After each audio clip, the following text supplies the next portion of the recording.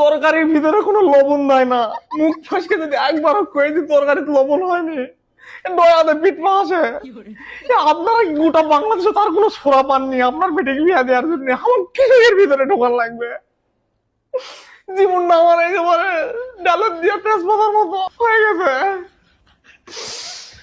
বাবারে, তোমাকে তো তাও পিঠ পা আসে রে বাবা। আর আমি এই অবলাক, দুঃখের কথা মানুষের কাছে কওয়া হয় না। এই বাড়ির এমন কোনো আসবাবপত্র নাই যে আসবাবপত্র দিয়ে আমার কোবাইনি।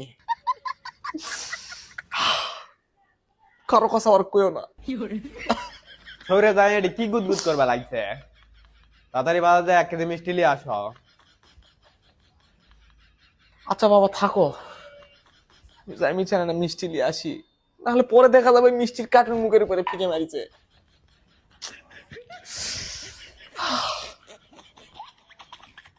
কি সমুদ্রের ভিতরে পড়ে গেল দুঃখের আমি। মা বেটি মানে কি কি পাপ করেছ রে।